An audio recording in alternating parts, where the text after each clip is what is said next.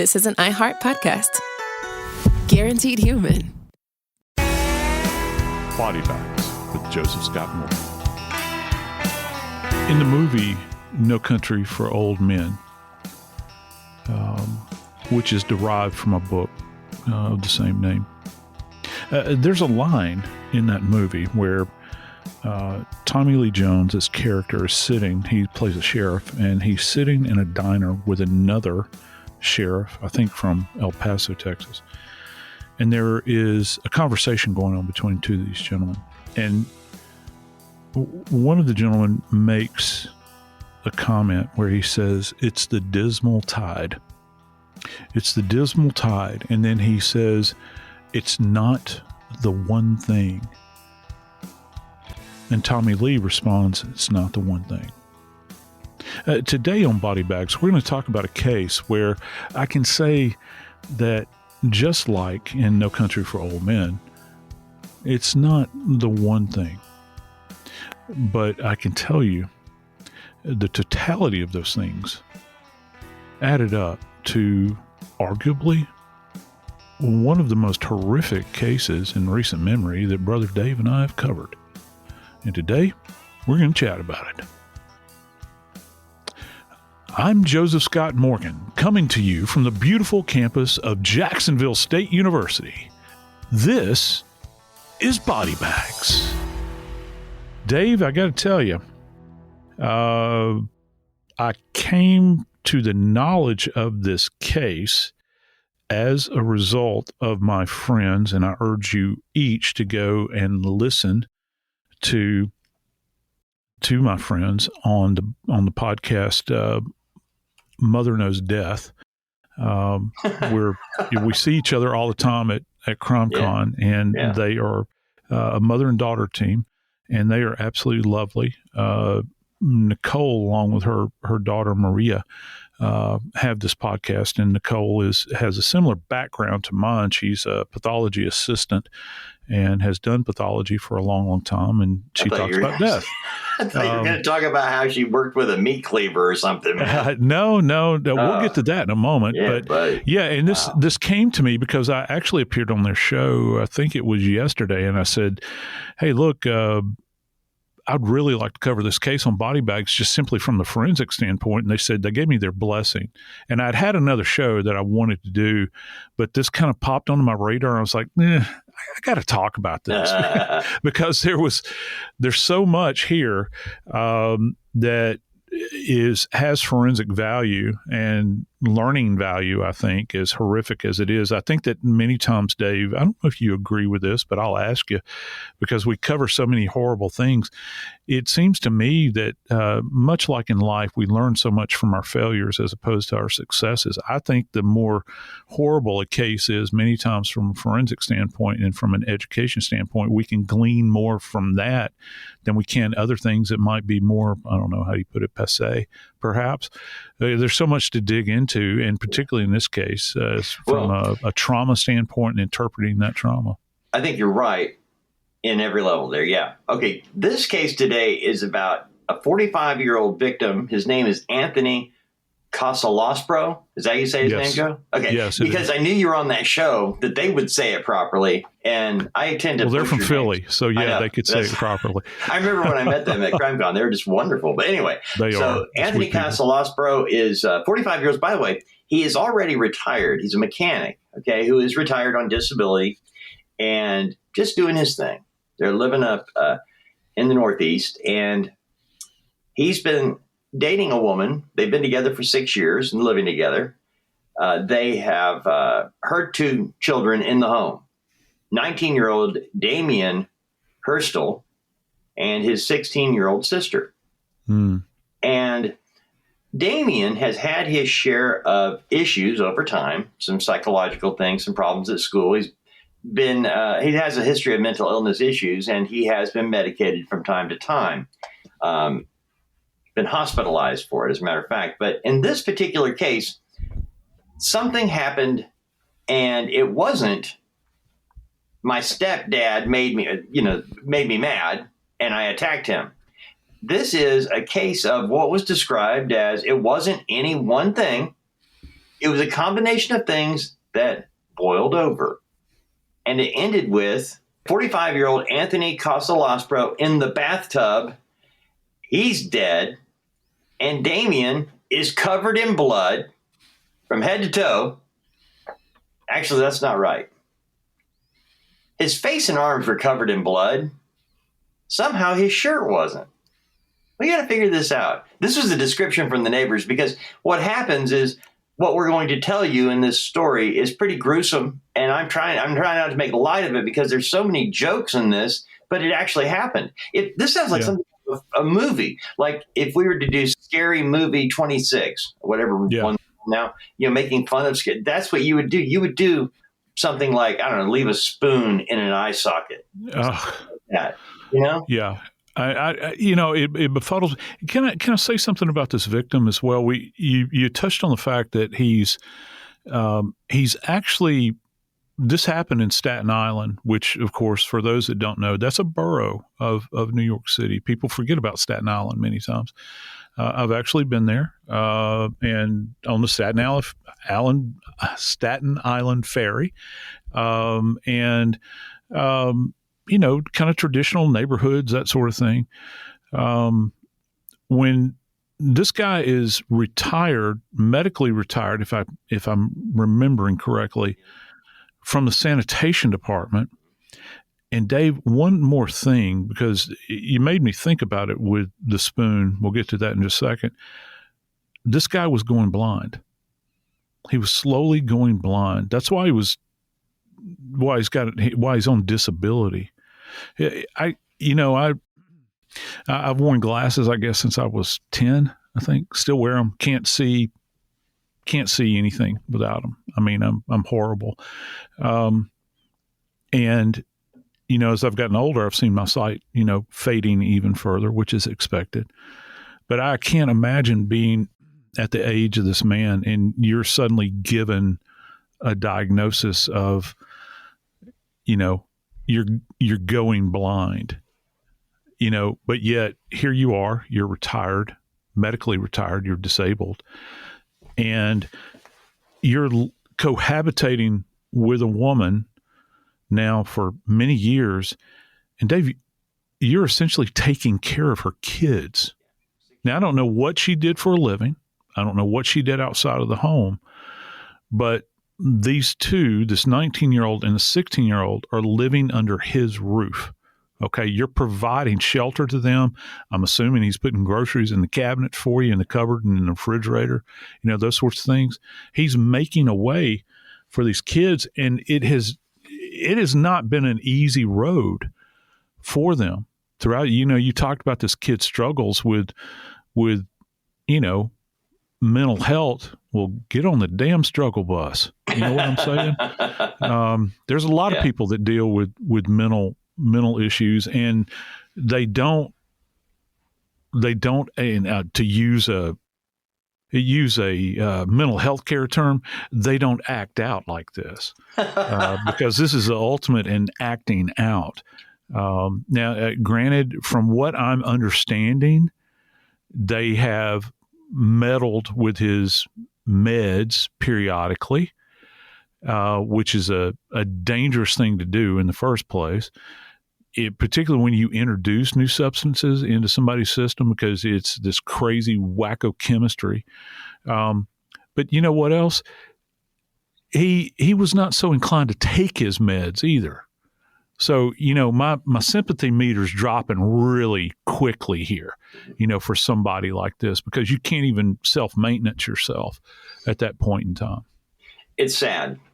Mental health, people tend to self-medicate through many problems in life, and then we tend to use a diagnosis of mental health issues as an excuse. Yeah. And I'm about tired of hearing the excuse that a 19-year-old decapitates the man who takes care of him.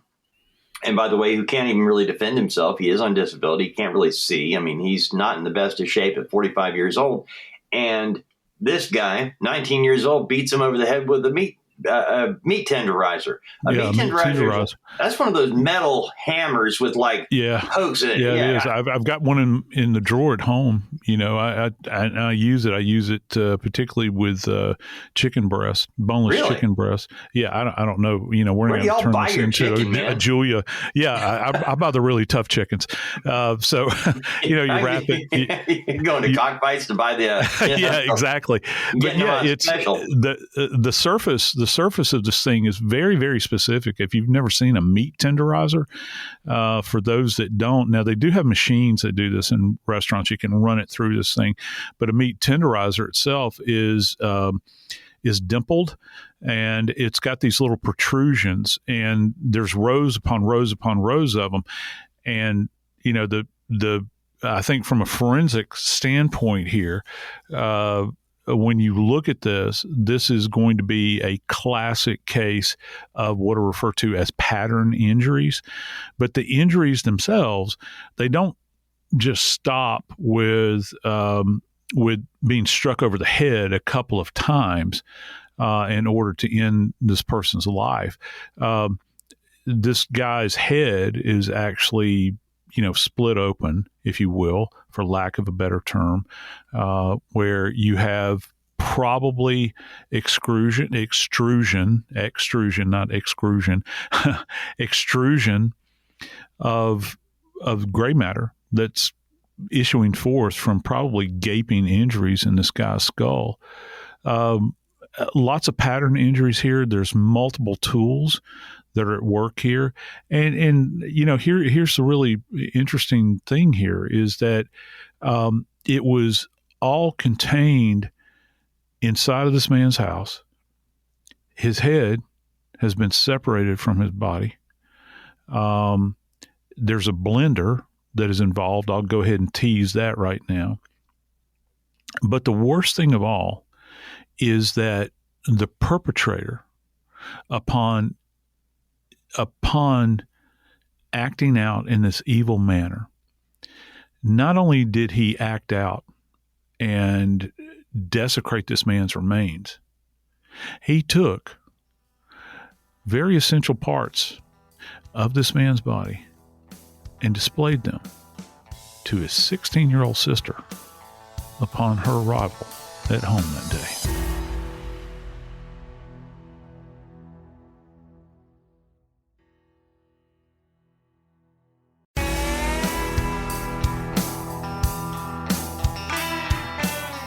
One of the tough things, Dave, about cases involving multiple trauma is the idea of trying to understand what instrument was used, or instruments were used in the perpetration of a crime, and also trying to understand. And we've talked about this a lot over the course of all of our episodes. Trying to understand how much of this stuff happened prior to death and how much of it occurred afterwards. Dave, we're going to use our word that we use far more frequently. I think we probably use this word more than any other podcast out there, and that's the word dismemberment. This involves a case of dismemberment. And, by the way, and not just dismemberment, but also desecration. I'm sorry. I'm not laughing at the dismemberment. It's just that we have covered a lot. We've covered so many that actually a couple of years ago at CrimeCon in Orlando, we actually did a whole show in front of an audience because this has become a deal lately of dismemberment. Yeah, now, Joe, let me just ask you this: do you? I had this discussion yesterday on Mother Knows Death. That title just cracks me up. I use. People are going to take this maybe the wrong way. I have no idea, but homicide is one thing, okay? It seems to me that you commit a homicide and then it's literally kicked up to another level of evil. Is that accurate? When you get into disrespecting the dead like this, where People always talk about in society, they'll say, well, I'm being devalued. There's devalued and then there's devalued, okay, where you can take a human being, a fellow human being, by the way, and degrade them to the point where, they become almost like your own little experiment. Mm-hmm. And think about that. Do you think that? Do you think that this is a sign? I do. Perhaps of some kind of a greater evil here? When you get to a scene like this where you have police are called, okay, just to set the stage here, okay, the police were called because the 16-year-old comes home from school. Yeah. And the 19-year-old says, you need to go to your room. I've done something really bad. And she goes to the bathroom, sees blood everywhere, and calls mom, calls the police. Mom gets home before the police get there. And when they do, when the police show up with the rescue teams and everything else, the mom goes, don't even bother. Don't even bother. His head's not attached anymore. Don't even bother. He can't be safe. Now, those are pretty obscene words to put together with somebody you've been sharing your life with, that you could be that bold. But what I was thinking and what I wanted to ask you is when police are getting the first bite of the apple, they got the suspect here and they have a chance to say, what happened? Because there are other options than, okay, we've got a real bloody mess, but you know what? Maybe this guy was abusing him and they got into a fight. This kid couldn't take it anymore. He just lost it and it ended like this. I mean, that's why they ask what's going on. But when the suspect says, I don't know, man, I just wanted to see I just want to know what it's like for somebody to die. I just want to know what it's like to kill someone. I want to know what it was like to watch somebody's life leave their body. I mean, anything, which is kind of what he said to police. No, he did. Yeah. And I'm wondering what that means to you when you come on the scene now, because we already know we have a victim. He's dead. He ain't going anywhere. We've got our suspect. He's gone his way to jail and the hospital because he's going to have seizures later on. And I'm wondering, as you go into that kind of living scene, this is a scene that 24 hours earlier, the family was eating dinner or watching TV or whatever people do in their own homes. And now it has become this macabre floor show of a crime scene. And I wonder what you walk into. What do you do when you come into that? Well, I mean, if I'm armed, it's great if this slices two ways. It's great if you're armed with that information, about comments that are made on one end of it, because you can kind of contextualize it. Sometimes, and I was just talking about this the other day in my class, lecturing about arrival on scene. It's my sophomore class. I don't want anybody to talk to me when I get there. I have an idea, if you're dispatched to the scene, they say we've got whatever the local signal is for death. In Atlanta, it's a signal 48. In New Orleans, it was a signal 29. They summon you out to the scene. I don't want to know much more beyond that, because as I matured as an investigator, I didn't want my view to be colored in any way, so I could be as objective as possible. If somebody simply says to me, we've got a victim in the house and they're in the bathroom, okay, if I can go in with that kind of, you're never completely pristine, so maybe that's not a good word, but if my mind is kind of clear of all the other chatter that's going around, and it never happens like this. Cops are worse than a knitting circle, all right, because they want to yammer. They really do, and they'll grab you by the elbow and drag you in, and you got to see this, or this is the worst thing I've ever seen. I don't want to hear that. I would rather, I know that it's going to be bad. I'm a death investigator. All right. You just, my degree of bad and their degree of bad is completely different. So I prefer just to go in kind of, pure, in my mind and what I'm viewing. But and here's another thing that you can't avoid. And I'd read this when the police arrived at the scene, and I don't know if this is the mother of these kids, the girlfriend, fiance, or, whatever her, title is.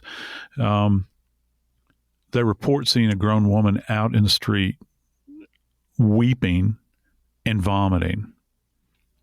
And that kind of paints, that certainly paints one picture here.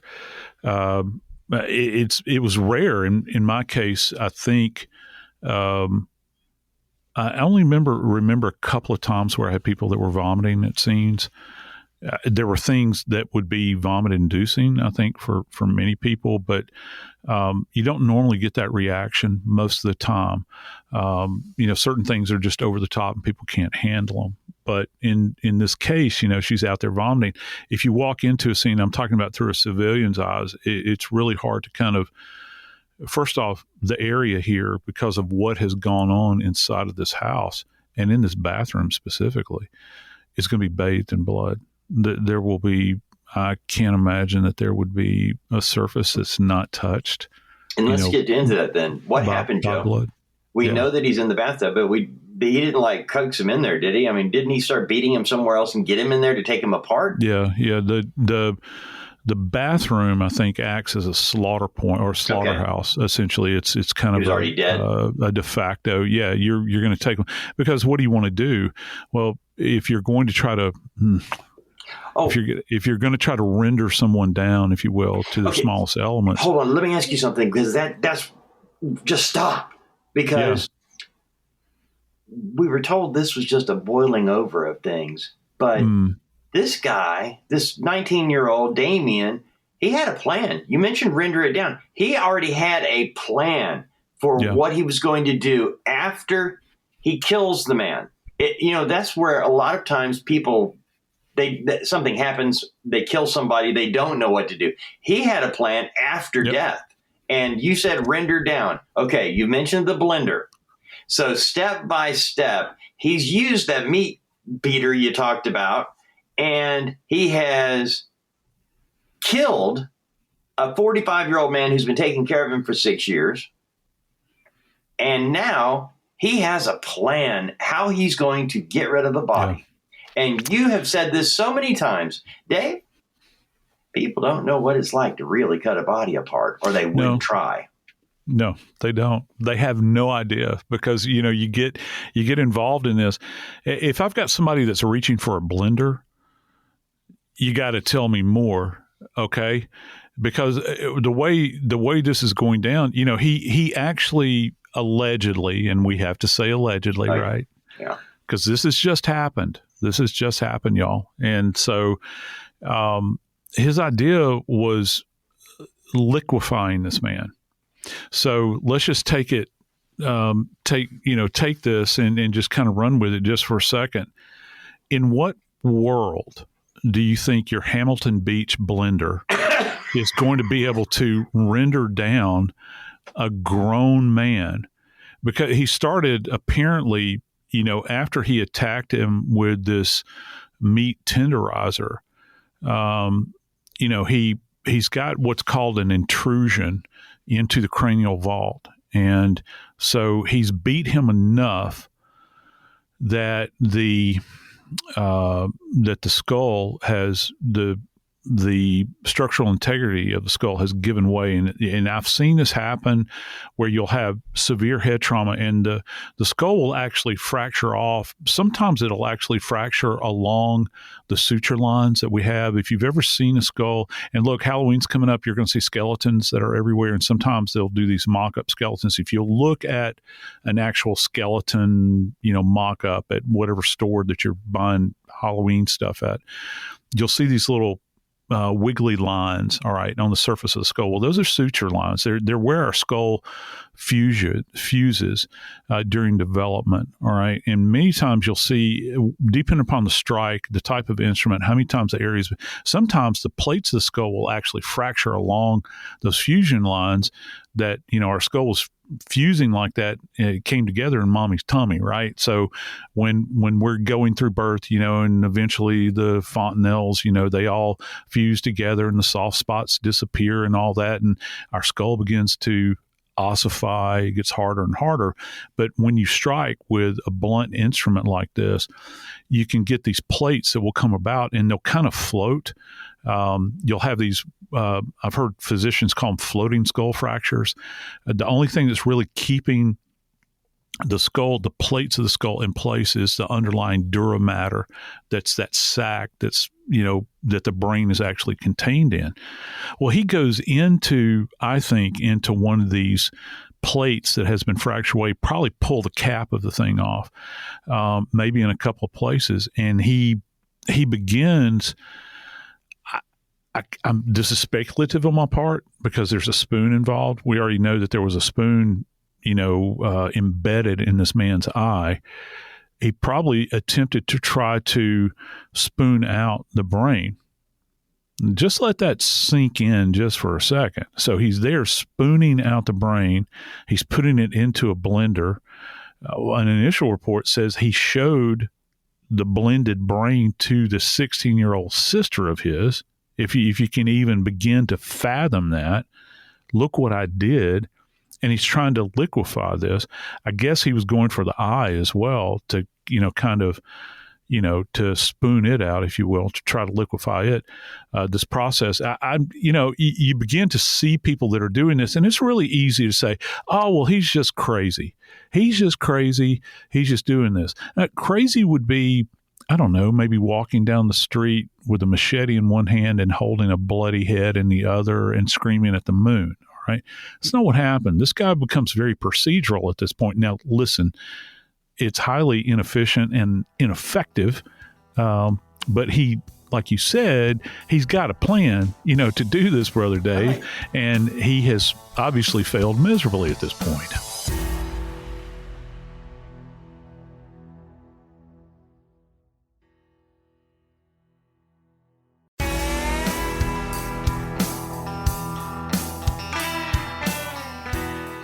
I've often thought, in cases of, well, if you think about a homicide, you don't have a firearm handy. And maybe, your grandpappy didn't bring back a samurai sword or a katana sword from World War II. What are you going to choose? It's kind of like that scene in Pulp Fiction where Bruce Willis is looking around the pawn shop to decide what weapon he's going to use. And he looks up and sees that, he looks at a chainsaw first, and then there is a samurai sword or katana there. Wow. What are you going to choose? Just what do you have lying about the house? Of all the things, that's not what I would have picked. I thought that was unique for the movie, and it just not what I would, in my world, Joe. I know what those are like when you play with them when you're a kid and they're plastic and they bend. But, a real one? I don't know. Not too many people have access to them and have certainly the training. Bruce Willis seemingly came across as being very effective in that movie. Maybe. But, when you begin to think about this kid and he's wandering around the house and suddenly he gets, and this is another thing I'd like to mention, he suddenly gets the urge, we're talking about the totality of everything, kind of culminating in this. But yet he says to the police that he wanted to know what it felt like to kill somebody. I'm always fascinated by the statement with these people and we've had a number of these cases where people will say, I wanted to know what it felt like to kill somebody. They never say that about themselves. Like, I've always wondered, what it would be like to throw myself in front of a train or throw myself off of a building. No, they always say, I always wondered what it would be like to kill somebody. He couldn't put his mind to better use, maybe say, gee, I've always wanted to learn how to cross stitch, or I've always wanted to know what it would be like to macrame a lampshade, or, I don't know. I don't, it's amazing to me that they land on this, I've always wanted to know what it would feel like to kill somebody. Yeah. And many's the time I've woken up in the morning and said, hey, today's the day. Yeah, today's the day. And so, his first stop along this continuum is, okay, here's my target. I'm going after a guy that's been taking care of me. And, oh, by the by, he is disabled. He's losing his sight. Probably can't get around real well any longer. let's see. I'm going into the kitchen. I'm going to open the drawer. Well, what does Mom have in here that I could use? Oh, I know, a meat tenderizer. And depending upon the type of meat tenderizer it is, you can get some that are very lightweight, and there are some that are very heavy, almost like a mallet. And apparently he chose something that was weighted enough so that it's going to crack the external table of the skull. But going back here, before we get into the decapitation, when they would examine this poor victim's body back at the morgue, one of the things that has been done, I can almost guarantee it, his scalp would have been shaved. Okay, the victim's scalp would have been shaved. And would have been shaved extensively. The flaps of the skin that, were probably lacerated, they would be folded back over into their normal configuration. And one of the things that we would do in the morgue, Dave, is, and hopefully the police brought this meat tenderizer mallet contraption to the morgue. This does happen, by the way. They will bring instruments to the morgue that are alleged to be used, and it's really kind of cool, because if you have access to it and the police have it in their control, they can bring it in, and you can appreciate the patterns, particularly like this. These patterns are going to be absolutely striking when you see them. I can only imagine this guy's defense attorney, when he sees these images from the morgue, he's going to go, oh my God. Because what will happen is, as the scalp is struck, as that underlying, even with hair, even with thick hair, when it is struck, it will literally leave what's referred to as a pattern abrasion, where the leading edge, the face of this thing struck, and it will be multi-dimpled. So if you think about, I don't know if I can do the math correctly here, but if you think about maybe 7 rows across, and maybe, I don't know, 10 rows up and down, you're going to have, each one of those rows will be populated with these little pimpled metallic surfaces. So it's like a collection of teeth that are going into each and every strike. The head would be shaved, and they will take copious photographs just of the scalp. And for every photograph that they take, and they'll do scale measurements in this, you can actually take that same scale and put it adjacent to the face, the business end of this mallet, meat tenderizer, and you can show the measurement of it. And guess what, dude? You can take the images of the shaved head and put a scale on it as well, and show the dimensions of it. And guess what? It's going to marry up. It'll marry up.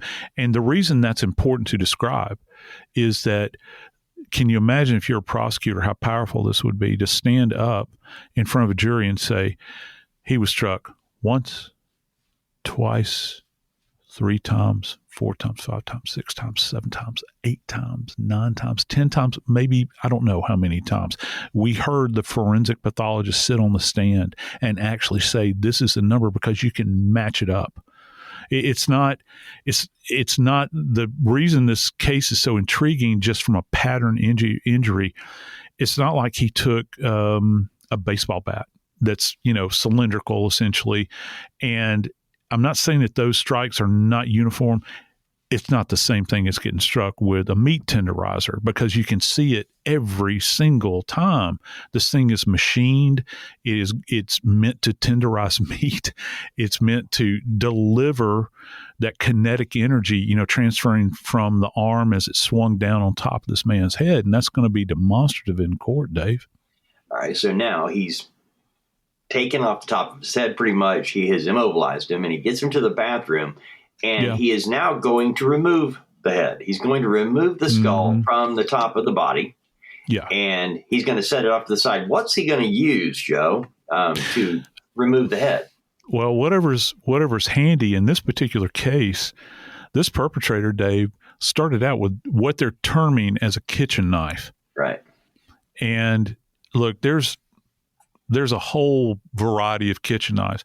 I'll tell you something interesting about my household with my beautiful wife, Kimmy. Her family, they refer to butter knives as case knives. I'd never heard that term before. Case knives? Yeah, case knives. Huh. And now there are case brand pocket knives, but case knife to her was like a butter knife. Okay, so do you have another case knife? And she would say that to me. It's like her family's from Missouri. They use the term viaduct all the time, and I'm like, what the hell's a viaduct? And it's an overpass or whatever. So yeah, and you see them around the country. It's regional, but anyway, yeah. So you got this variety of knives, that are in the drawers. I've got stuff in my utensil drawers at home. I have no idea. I can pick this thing up and say, what is this? Where did I get this from? I've got like an orange slicer, an apple slicer, and all these sorts of things. I don't know when's the last time I ever used one of these things, but it's sitting in a drawer. And I'm thinking about, and it's sitting right next to my meat tenderizer that's in the drawer as well. We did the episode on the Burning Man killer, the Burning Man murder. I went and bought another knife. Because you made that knife so appealing, I'm like, I got to get me one of those. So now I've got one. I got it after the guy was killed. Okay. Okay. Good. I just wanted to make sure because I don't want to miss out. That sounded like a pretty cool knife to have in the kitchen. It is interesting. And I got a meat cleaver. I got a meat beater thing too. There you go. Well, there you go. And with this, he apparently started out with some non-specific kitchen knife to try to decapitate this guy with. It wasn't working. So guess what homie does? He goes out to the shed and retrieves a saw. And and again, they're non-specific. And there's a variety of saws. Oh, wow. We've got, carpenter saw. There's a hacksaw. We've got limb saws, which I've had. Wow. I don't know if you remember, I think her name, I hope I don't get this wrong, Ingrid Lind. I think the case out of Seattle, Washington, it was a Tinder date. Her date happened to be a homeless guy. She went out on a date with this guy, went to a Mariners ball game, and he got her home, and he dismembered her with a limb saw, which is one of the bow kind of saws. It's got the single blade. I don't know if you recall that. And they took apart her plumbing in that house because he had done it in the bathtub. Well, this guy goes out and he retrieves a saw from the shed, having now experienced what it's like to kill somebody. Finally, he got to feel what that was like. So I guess now he's decided, I want to know what it's like to render a body down. So there's a lot of things going on. He's gone and gotten Mom's Hamilton Beach blender, and I'm just throwing that out there. It's the first, brand that comes to mind. It could be one of those Ninja things for all I know. But he comes and brings this back, and I'm wondering if he's taken it and plugged it in the bathroom. I'm assuming he has, unless he's walking up and down the hallway with body parts, brain specifically, and then going to the kitchen counter and putting the contents in his hands and transferring it in there. My suspicion is it's in the bathroom. And if he didn't put the lid on the thing, I mean, how many times have you ever used a blender? My daughter was trying to make margaritas one time. We were at the beach and the lid was not on. We spent the rest of the evening cleaning up the floor because stuff went everywhere. So you're going to have blood, trace evidence that's certainly going to be rather profuse that's inside of the blender. I don't even know what you call a blender container, that's got the little blades in it. You're going to have that's going to have this guy's DNA in it, along with any kind of tissue that's caught up in this thing, any other bits of hair, skin, anything that went in there. And you're going to tons of trace evidence. And then the trace evidence that's created just by sawing this guy's or decapitating him with a saw, you're actually going to have bone dust here as well. You have bone dust. You're going to have any connective tissue that's in there. Obviously, you're going to have blood. You'll have all the soft tissues, whether it's skin, the fascia, the muscle. You'll have vessels that become detached, when this exercise is said and done. And he's got blood on him. He's got blood on him. And I'm wondering where, hopefully I'm hoping that they collected all of his clothing. One of the things that happens is that when you get a suspect like this, and you get them back to the Huskow, right? You're going to go get. First off, you're going to have them strip.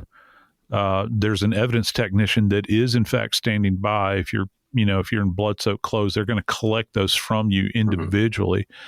Mm-hmm. They're going to take pictures of you, possibly in the nude, with your arms extended. They're going to take pictures of your hands, both the ventral and the dorsum, up and down the arms. They're going to take pictures of your face, the whole 9 yards. They're going to document every inch of this guy's body, any blood that's there, any marks that are there. And they're going to collect this clothing, and it'll be taken back to the crime lab where it will be assessed, and they'll collect all the DNA. There's no way.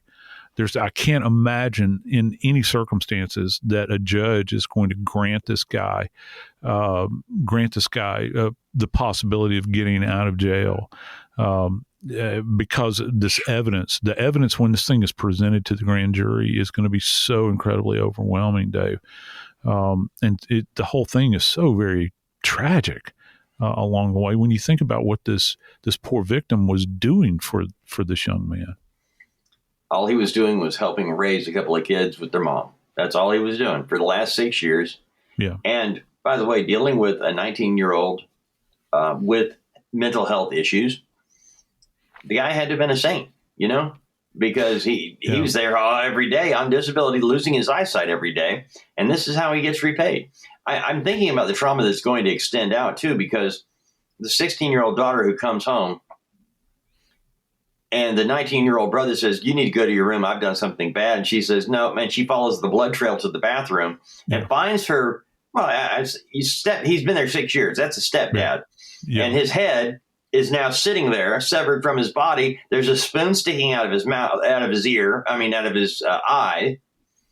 And they said he tried to use a hammer to get the brain out. And I'm thinking, what did he do? He couldn't get it all the way out.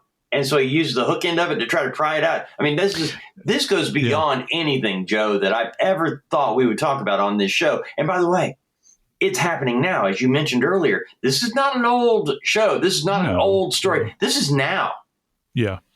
Yeah, we rarely do really old. I mean, unless something tickles my fancy relative to histrionics. But in this case, this guy, and he did involve a hammer in this as well. That, it's almost like, I'm thinking almost a primal level, like somebody, some animal trying to crack open a coconut to get to the interior of this thing, utilizing whatever they have, whether it's a rock or whatever. And, he probably would have used a rock if that's what he had at his disposal to try to break this man's body down into elements that could in fact be dissolved. And he used the term liquefied, allegedly, when making this admission to the police. Of course, he's going to have a team of lawyers or a lawyer that is going to defend him and say that, he didn't do this. He has no knowledge of it. I'm just waiting to hear to see if they use the old. I blacked out and I didn't remember anything, and the next thing I knew, I woke up and I was covered with blood. We'll see what happens relative to this, but I got to tell you, man, this gentleman that that gave of himself, gave of his home, and opened his door to not just this woman who claims that she still loved him. That's a statement that she actually made to the boy, to the 19-year-old. She said, "Why did you do this? I still loved him," which is an odd statement in and of itself. He not only gave of himself to this woman, but also to her children. His time, his money, his resources, maybe even his wise counsel at some point in time, trying to help him become a better person, a better man, hopefully in the future. And it's not that this is a failure on victim Anthony's part. This is a failure on the part, and let's say it plainly, on the part of the perpetrator in this case. He's a creature of free will. He's the one that retrieved a meat tenderizer. He's the one that, retrieved a hammer. He's the one that retrieved a kitchen knife. He's the one that retrieved a saw. He's the one that retrieved a blender. No one else did this. It's a sad case. It's very tragic. And hopefully, if there is justice in this world, it will come about. But we do know this. We do know that this family and this man's extended family is scarred forever and ever, because this case is the stuff of nightmares. I'm Joseph Scott Morgan, and this is Body Bags.